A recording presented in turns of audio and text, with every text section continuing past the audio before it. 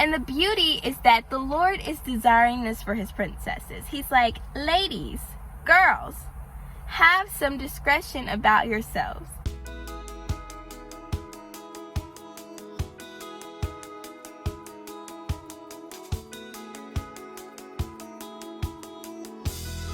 Hello, dolls.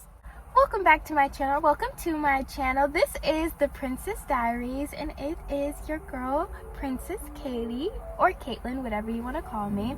I am so excited to be here today because today's video is going to be greater than you even know. I am so pumped. So today we have our trusty Bibles and we have our notes here. So let's just get straight into today's video.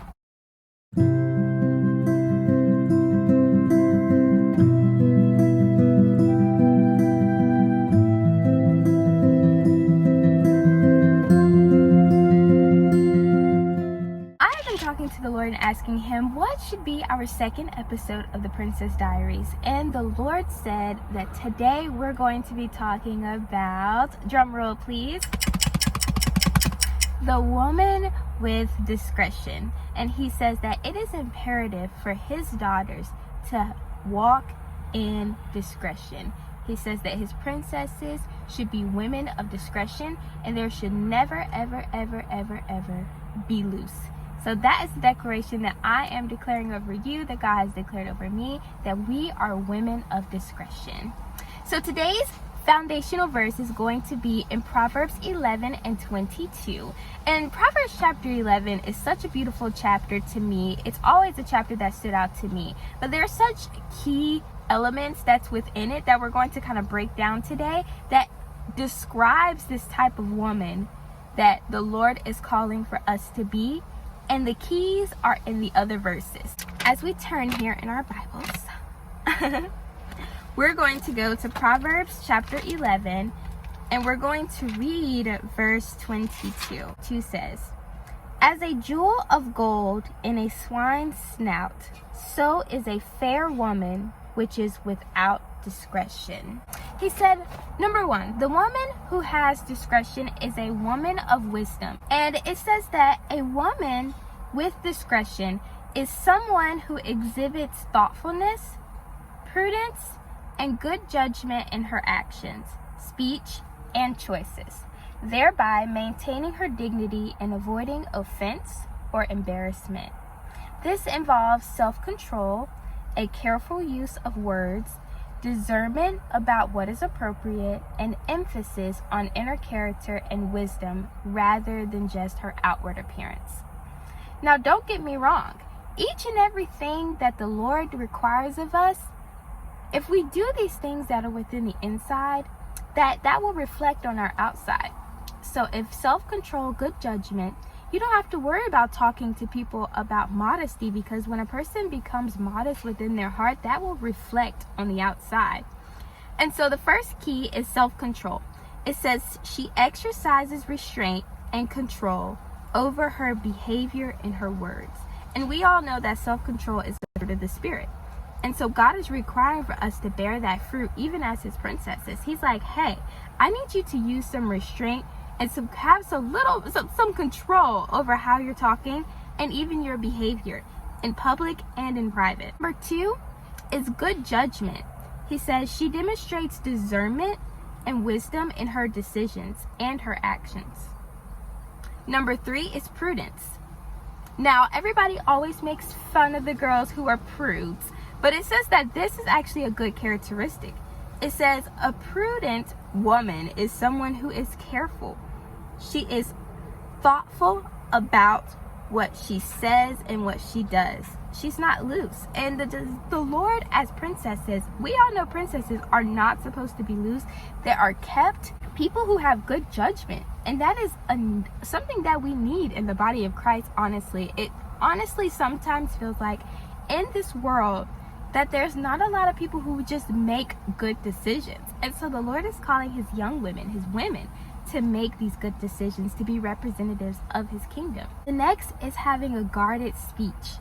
It says that she's cautious about what she says and when she says it, who she says it to, avoiding gossip and unnecessary chatter. The beautiful thing about all of this is that these things keep other people from being offended by her. Because a person who has discretion will not offend people because she's careful about how she says it, when she says it, and who she even says it to.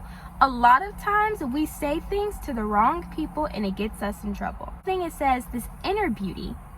It says that she prioritizes her inner disposition, her character, and her good deeds over mere physical adornment. And it's so beautiful because we sometimes worry about so much about our outward appearance that we neglect the inside of us. That, hey, having kindness is not a wrong thing. It actually makes you more beautiful. The more kind you are, the more patient you are. Being able to see Christ's characteristics through a person is what makes a person beautiful. It says she has an appropriate demeanor. She behaves in a way that is fitting for the situation, avoiding being overly familiar or even causing offense.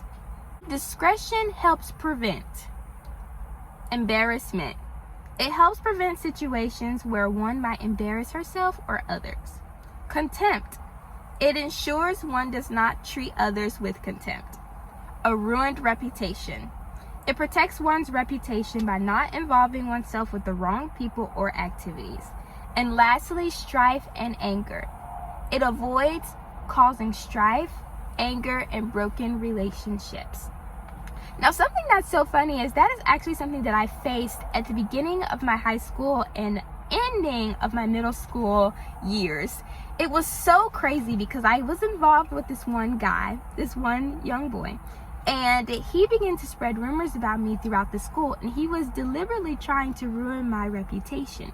But imagine if I would have never, ever known him or gotten involved with him in any type of way, that he wouldn't have been able to spread those false rumors about me because I wouldn't have been even in his company for him to even have to make these things up.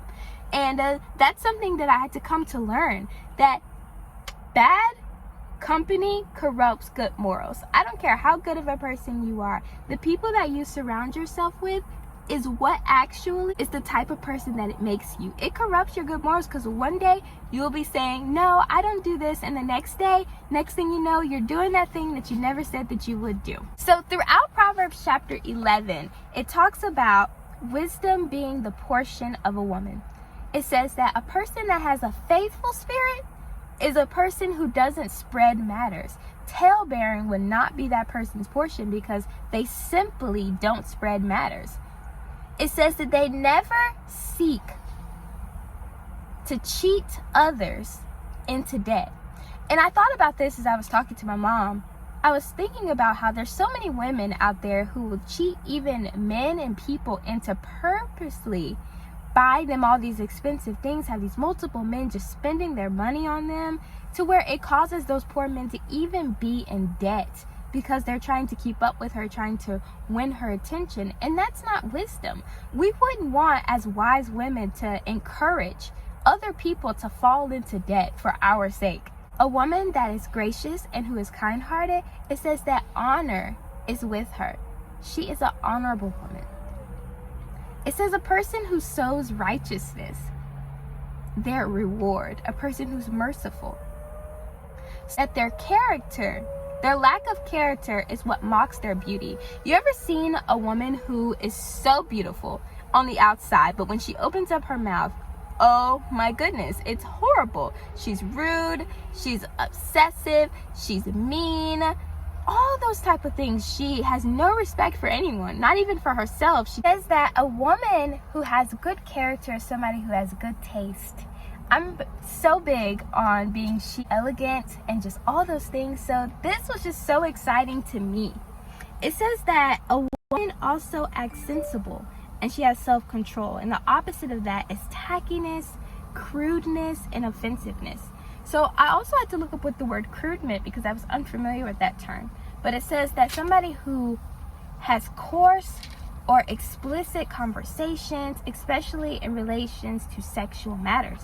And I was like, oh my goodness. If you're going to be a woman of discretion, there are a couple of areas where you need to show it. So the first practical example that I'm going to give you guys today is in conversation. And I'll give you what it looks like in discretion and then not with discretion. So in conversation, with discretion, it says she listens before responding. She chooses her words carefully. She doesn't overshare.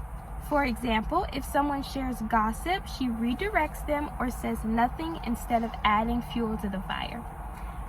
Now, without discretion looks like oversharing personal details with people she just met, talking too much about other people's business, or blurts out hurtful things in anger. In love and in relationships, with discretion, she doesn't rush to declare her feelings or demand love.